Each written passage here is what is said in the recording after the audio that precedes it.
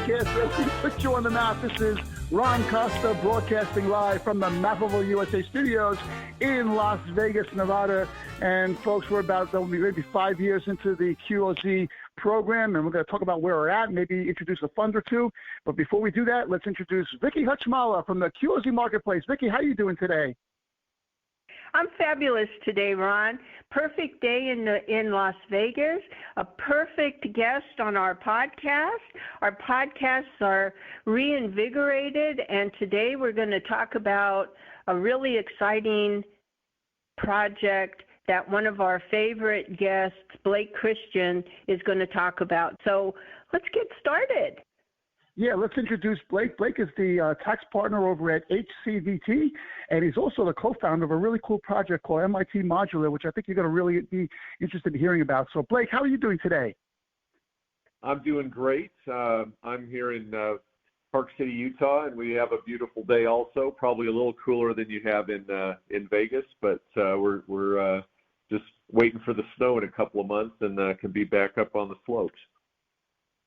There you Everybody go. talks about that. Yeah, everyone talks about Park City. They say it's beautiful. Can you go there in the summertime? Is it just as nice? I mean, I know everybody goes there to ski. It is absolutely gorgeous in the summer, and we have a ton of visitors in the summer, and it's really become a year-round destination for sure. Yep. Well, hopefully there's a hospital by the ski lift if I'm skiing there, because my last couple of ski adventures have not been good. But I know it's a beautiful city, and I know that you're really active there, and I can probably count on my fingers the number of QOZ and Opportunity Zone experts that really know what's going on in the industry, and you're certainly one of them. So let's talk about you a little bit. Can we get a little bit of background on what you're doing? Sure. Well, I spend, my day job. I'm a CPA with Holt House, Carlin & Van Trite that you mentioned, and we were formed in 1991.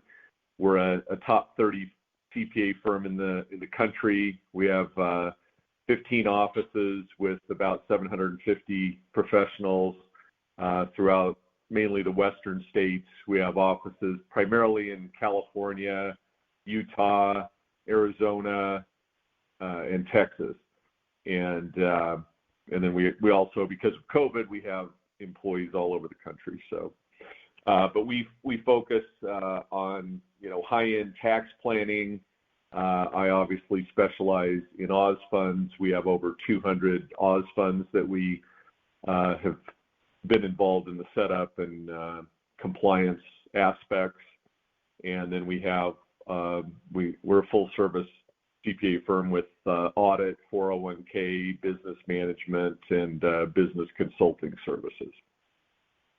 Okay, and cool. Then so my weekend go on. and night is MIT that we'll talk about a little bit later. But we convert shipping containers into housing and address affordability, homeless housing.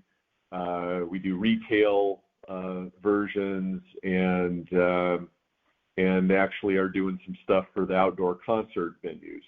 So it's quite interesting. Yeah, that's a perfect segue into Opportunity Zone. So okay, like I mentioned at the start of the podcast, it's been about 5 years now, almost. It's almost like you go to college for a 4-year degree and you graduated with a Opportunity Zones degree. But so what's going on now in this whole market? Is it succeeding, or what's the newest things going on? What can you tell our audience about it at this point?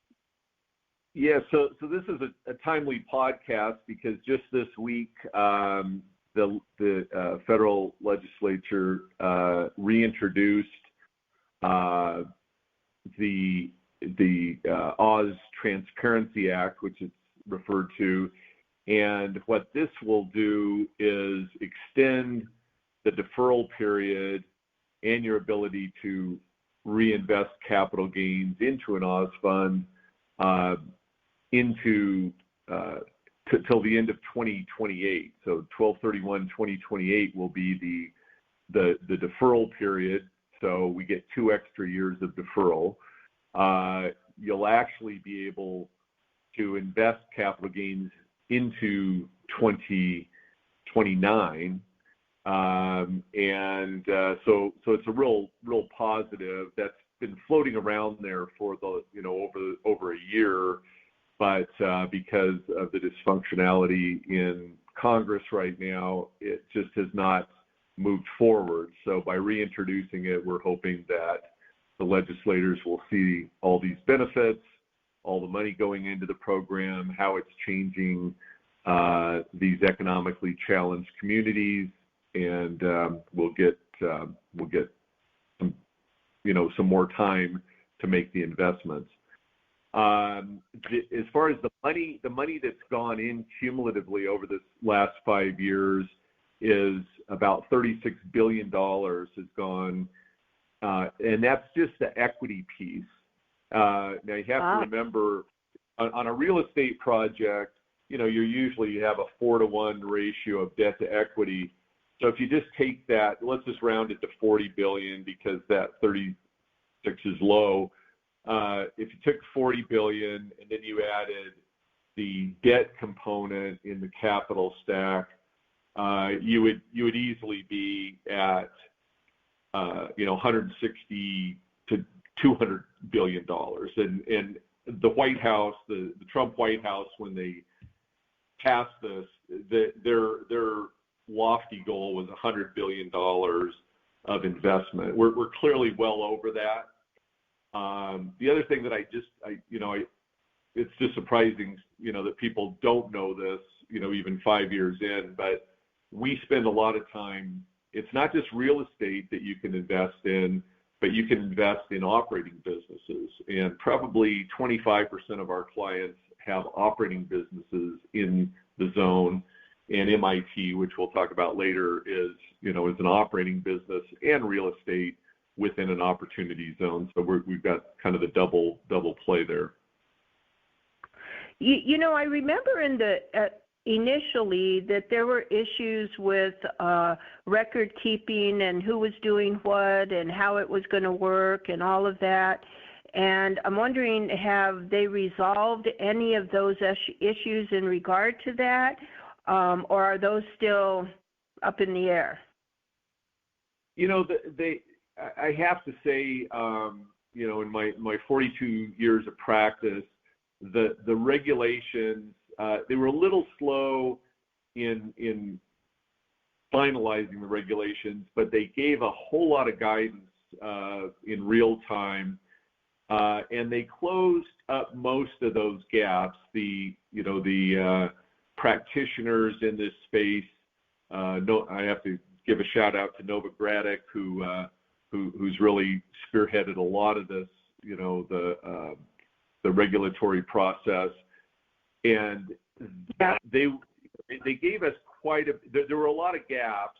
They were pointed out, and they responded.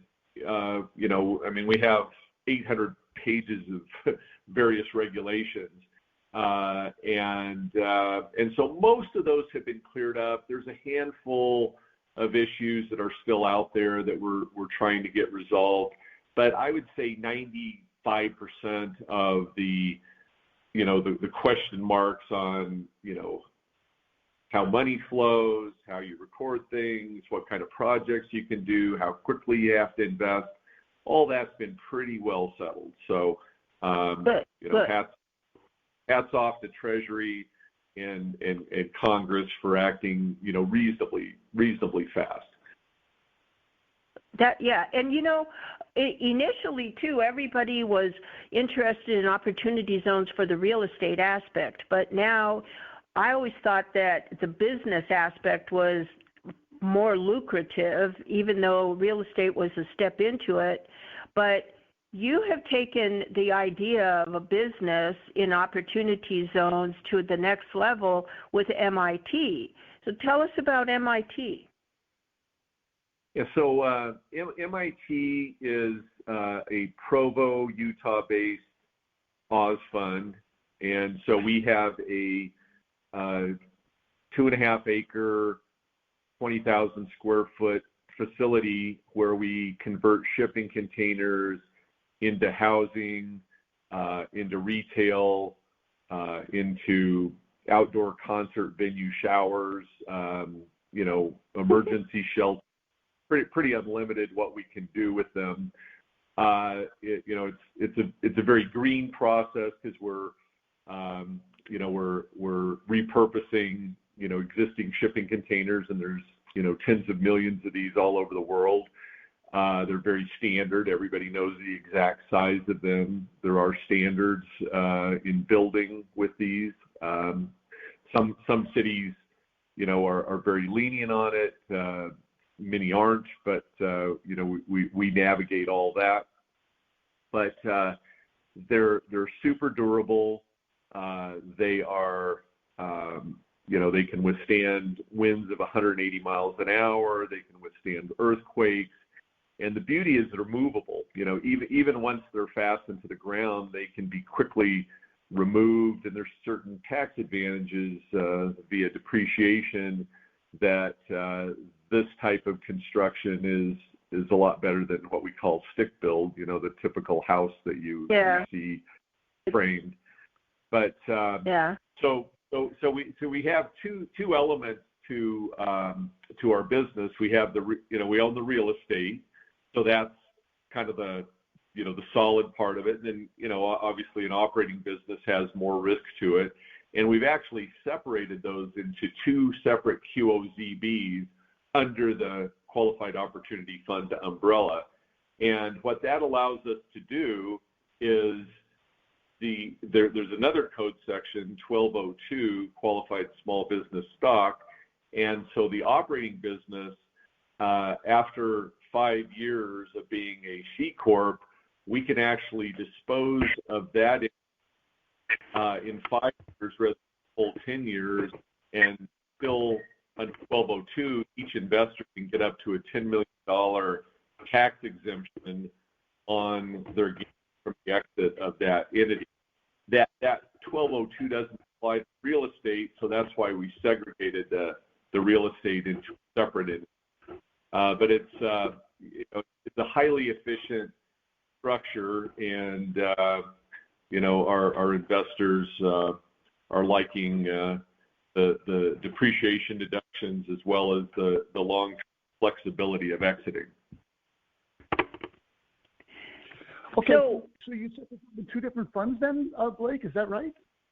No, it's one Oz fund, but then the QOZBs, which are the subsidiary entities under the Oz fund, are in two separate legal entities, so that we can exit at different times and still avail ourselves to IRC section 1202. If we had them lumped together into one entity, we could not get the 1202 benefits, which allows us to exit. Okay, are there other opportunity zone funds that you know of that are combining this whole business real estate setup like you've done as well? Only those that we've consulted on. Interesting. That's why you got to go to a professional, right? Who else would know this? It's our motto. Go to the expert. Yeah. Well, let's get back to some of these legislative changes that you mentioned before. Setting up the fund itself, there's been no changes in that, right? It's still pretty much the same process. Correct. So it's you have to set that up and fund it within generally 180 days of the time you generated the gain. Again, critically important. A lot of practitioners don't understand this, but the 180 days can start as late as March 15th of the year following the gain, if the gain that you generated is flowing through on a K1.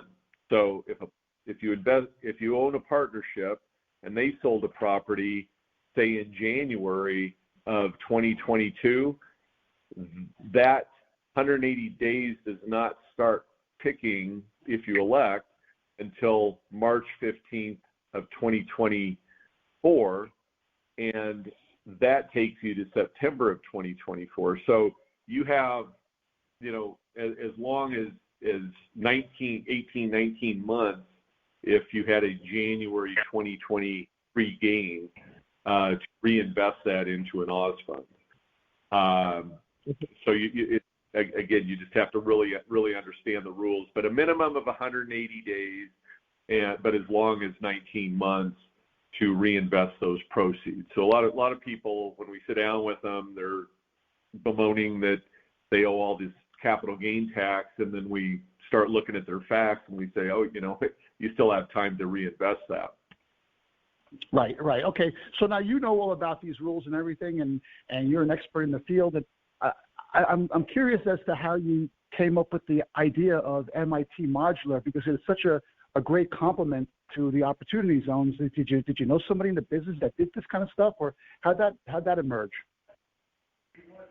So it's a long story, but I'll try and make it short. So when I worked in Southern California, I worked in Long Beach, and my office overlooked the ports of Long Beach and Los Angeles. So I was looking over shipping, tens of thousands of shipping.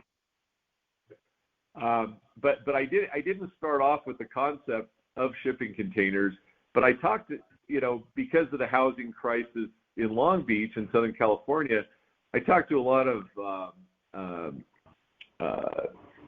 home builders and things and multifamily, and I said, why, and my wife's half Japanese, so I spent some time in Japan, and they have micro housing, they've been doing that for decades, and so I said, what if we kind of went to, with the millennials outlook, and I kind of view it almost like a Starbucks kind of model, where it's like they like to hang out in some open space.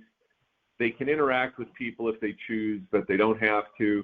And I said, what if we did like a multifamily, apartment building where you downsized the sleeping and the kitchen areas, but you had, kind of like Vegas, where you have super plush common areas. So you end up, putting more people into that, all that square footage for your apartment complex, but you really increase the build outs on the common area.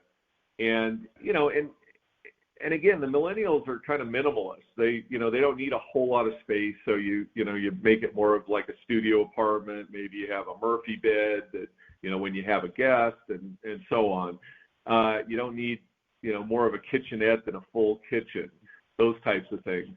And then when I moved out to Park City, I every time I opened the paper, it was the same housing crisis, but it was more focused on the people in the ski industry. We have in Park City, at the time we had 3 separate ski areas, and about 3,500 people come to town for the ski season to work the lifts, restaurants, etc. And there's no place for them to stay. And so I approached Vail and Deer Valley, and I said, look, we can supply you housing, and we'll can get 10 acres outside of town, build these, and then bus them to the ski resorts, and they love the concept, but they want to be involved in the development. And I've got my full-time job, so we ended up building a prototype, showing it to them, and they were like, hey, you build it, and we'll do a master lease with you. But again, it was too big a project to take on. But that's how we got started in it. I know. Yeah, that's really cool. That's great. I saw your PowerPoint and your other materials there with some of the pictures of these things. Were those pictures artist renderings, or are they real real structures today? It's about half and half. So half of those are actually our product, and then some of those are renderings at this point. But they're beautiful. Yeah, they're absolutely gorgeous, Blake. You would never know that they started out as a shipping container with what they ended up. They're absolutely beautiful. Yeah, it's funny. And thank you for that compliment. But we've had many people come and tour our products, and they don't always know that they're standing inside a shipping container because of the way that we clad them and things.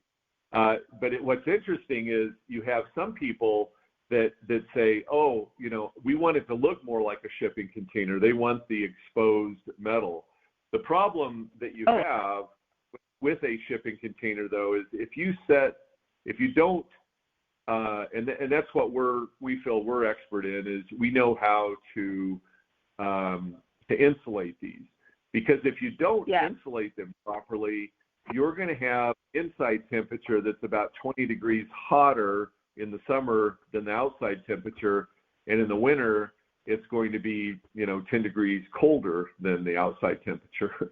And so we have perfected building a thermos out of these, and we get R ratings, the insulation ratings, in the low to mid 30s, and we have completely off grid that are solar powered, and we also have what we call plug and play. That's kind of more of an RV type plug-in setup for all the utilities. So we're flexible depending on where these are going to be planted essentially.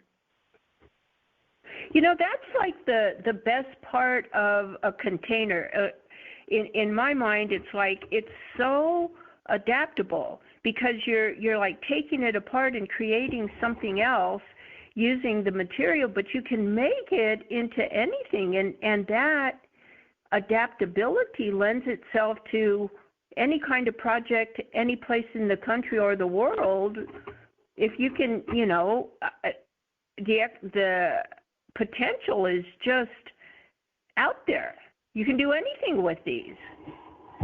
Right. And so you're preaching to the choir, obviously, but the the simplest one is just using it as what we call an accessory dwelling unit, where you have some extra space in your backyard, and you want to put one of your adult kids back there, or it could be a parent, or you could lease it out to a third party and make revenue.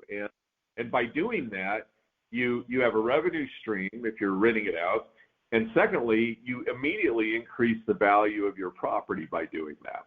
So we can, we're doing a lot of design work right now for 20 and 40 footers to go into people's backyards. And then the other one is you mentioned the portability, and somebody could have an ADU, and then maybe they get a job in some other state. Well, you can actually, without a ton of cost, you can remove these off their footing, put them on an 18-wheeler, and for a couple $1,000 you can have it in 4 states over. And you can't do that with some young person buys a condo and then gets reassigned to another state. Now they have to sell that place. If the market's not right, they could take a hit, or they rent it out and have all those hassles. But this way, you could literally take your house with you.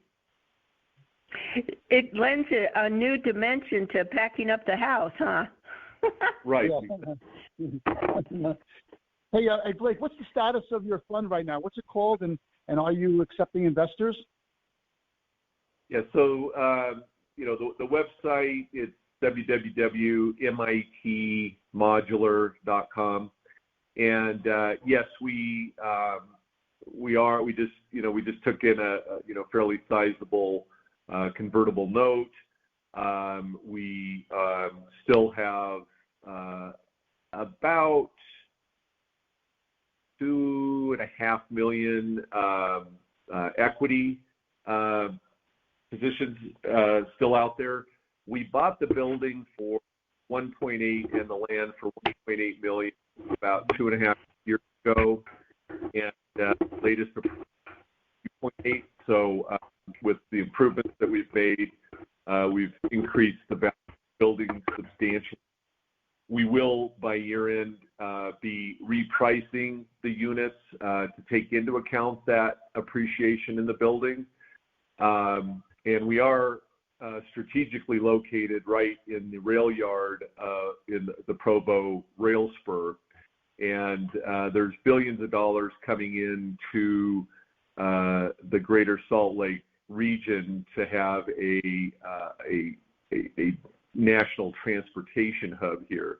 So the fact that we're in Provo, which is usually rated top 5 Oz zones in the country, and then being near all this transportation is quite good. So Blake, with all the changes the proposed changes in the legislature, will it affect your fund in a positive, negative, or no effect kind of thing? What do you think about that? Oh, it would absolutely benefit MIT Modular, and it would help, I would say, all funds, because that extended deferral period will be very attractive for investors. Gives people more time to invest into an Oz fund as well as operating, their actual projects. And the transparency portion of this, where funds will be required to disclose a little more information as to how many employees they have, how they're impacting the community in a positive way. Those are good statistics for us to have from an economic development standpoint to make sure that the program was effective. What we don't want to have happen is, that information isn't available, and then 10 years from now, nobody can really tell what the impact was. So I applaud that, and that transparency piece of it was in the original legislation, and somehow got stripped out, unfortunately. So it should absolutely be in there. The other feature of the proposed legislation is they will allow funds, outside funds, bigger funds, to invest directly into Oz funds. Right now, that's prohibited for no policy reason, but you can only have what we call a 2-tier, Oz fund, and then the QOZB underneath. This would allow another, public fund or private fund to invest directly into the qualified opportunity fund. So that will be a plus. And then they will also, the federal government will be setting up a $1 billion plus fund to further help out these distressed communities that are designated as Oz funds. So anyway, some good stuff. Blake, let me ask you a question. I think I was confused. Did I hear you say that if you create 2 separate entities, you can have 2 funds managing one opportunity zone location, one to handle the real estate part, one to handle the business part, but on the same location?